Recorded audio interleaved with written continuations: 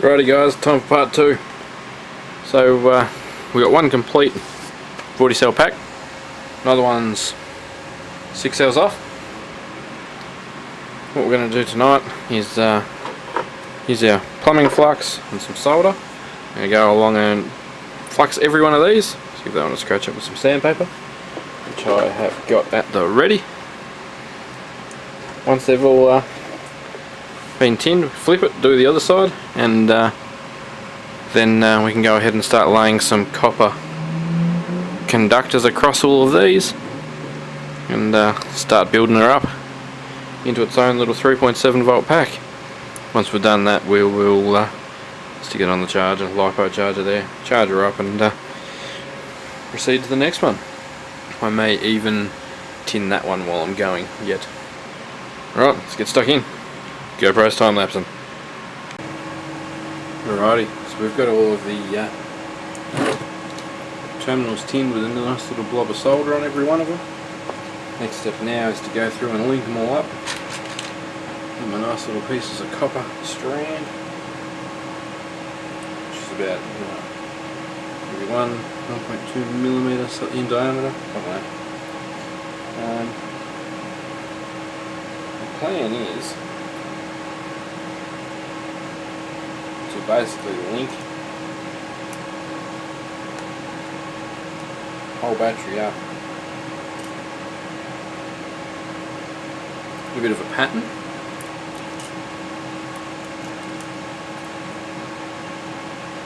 It's going to be a trial and error kind of game. I'm not expecting to get it right first go.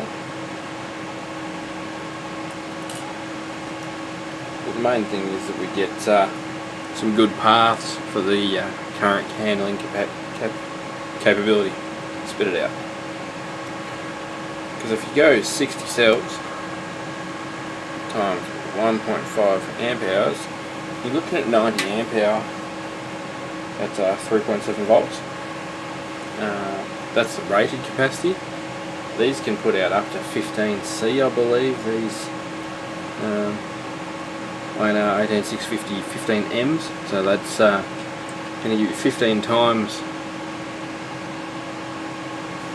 that current, which is 1350 amps in a short burst. So pretty scary if all of these can manage to kick that out, but anyhow, that's alright. So I'm just straightening these out because obviously the wire strands aren't straight when they come out of the factory. They're all twisted in a decent loop. We'll try and get them reasonably straight and go and lay them out and connect up as much as we can with each one. And yeah, I'll just get stuck into some soldering. These packs are connected up.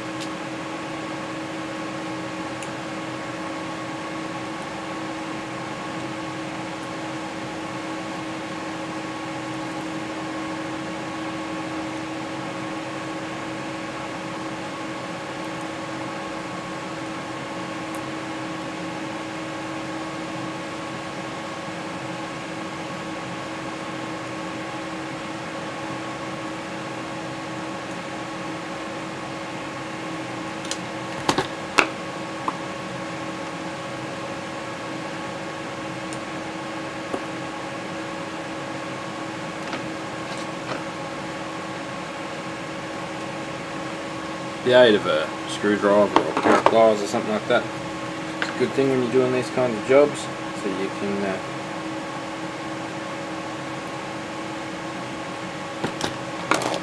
quite easily press it down and keep your pack nice and compact without burning the life out of your fingers.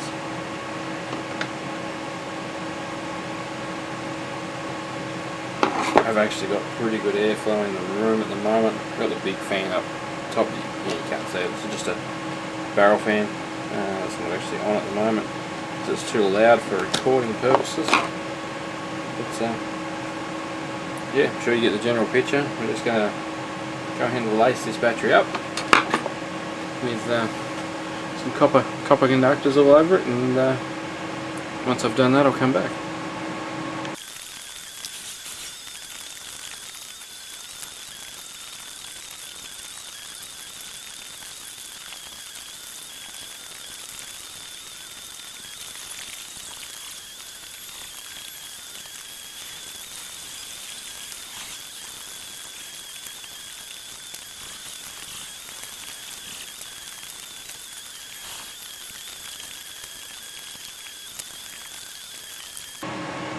Alright guys, we got the positive side done. It's time to have a dip at the neg. Straightening out some pieces of copper strand. I'll give you a look at the other side.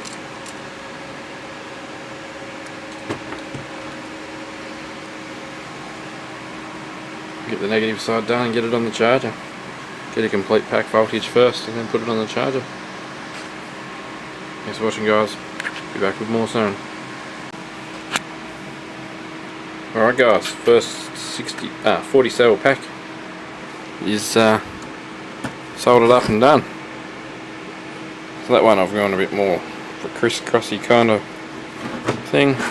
This one I've kind of done a big lay across. Both a little bit different, but see how we go with the current draw. I can't imagine us pulling any more than probably 20-25 amps. We can work that out.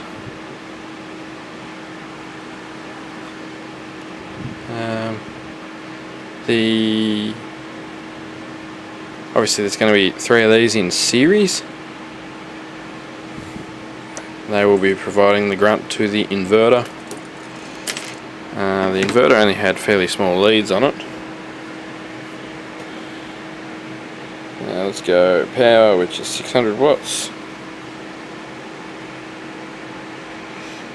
And voltage, which is 12. So we want to tick that box and tick that box and calculate. We're going to be talking up to 50 amps. About full 600 watt pull.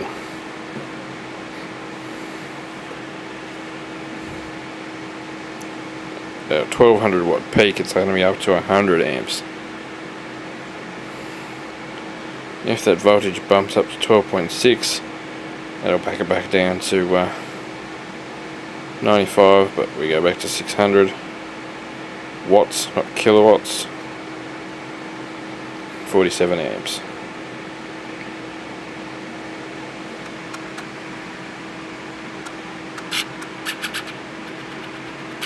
Cool little app. It's just a Ohm's Law app to help you when you've been soldering for a while and you're getting tired of trying to work out numbers. Alright, let's get a voltage on the pack and then it can go on the charger. Slip the probe under the positive.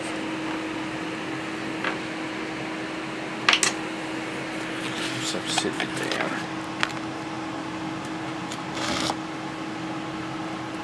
This makes no difference, it's an automatic ranging. 4.12, so it's already got great voltage in it.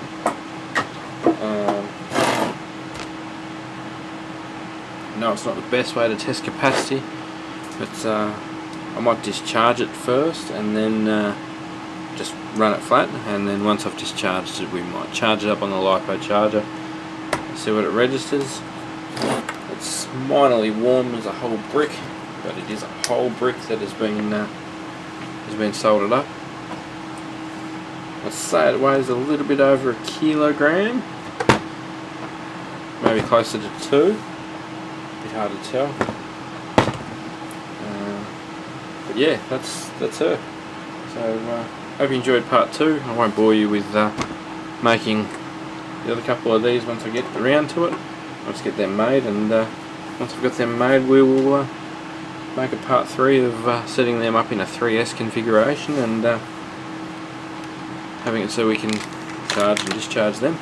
Once we do that we will go ahead and mount them in the toolbox for maybe a part 4. Once they're all in the toolbox and all set up, we'll mount the inverter in there for a part 5, I reckon guys. trying to keep the videos a little bit shorter than they could be, probably around the 20-minute mark. I find I like to watch a lot of videos that are around the 20-minute kind of mark. Once they get out to the 30-40 plus minute mark, yeah, you're kind of majorly committing to sit there and watch the video. And let me know what you think in the comments below. Thanks heaps for watching. Catch us next time.